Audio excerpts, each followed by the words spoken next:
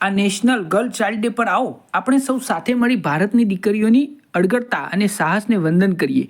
તેઓ માત્ર રૂઢિચુસ્ત વિચારધારાને જ નથી બદલી રહી, પરંતુ દરેક પગલે ઇતિહાસનું સર્જન કરી રહી છે. છોકરીઓને ટેકનોલોજીની સમજ નથી હોતી.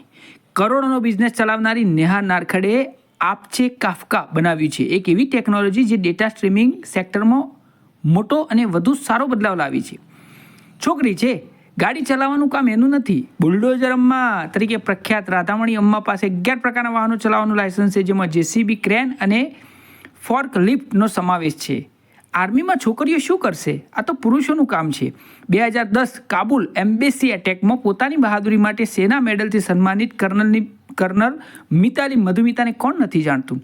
છોકરીઓ પોતાનો નિર્ણય જાતે નથી લઈ શકતી.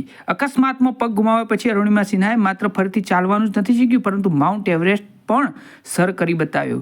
પરિવારનું નામ તો છોકરાઓ જ આગળ વધારે. મલ્લિકા સારાભાઈએ દુનિયાને સાબિત કર્યું કે છોકરીઓ માત્ર પરિવારનો વારસો સંભાળી જ નથી શકતી, પરંતુ તેને રોશન કરવાની પણ તાકાત રાખે છે. સાસરું સંભાળે, દુનિયા નહીં.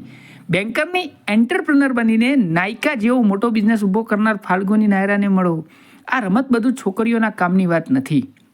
પીવી સિંધુએ બેડમિન્ટનને નવી ઓળખ આપી અને લાખો છોકરીઓને રેકેટ પકડવા માટે પ્રેરિત કરી.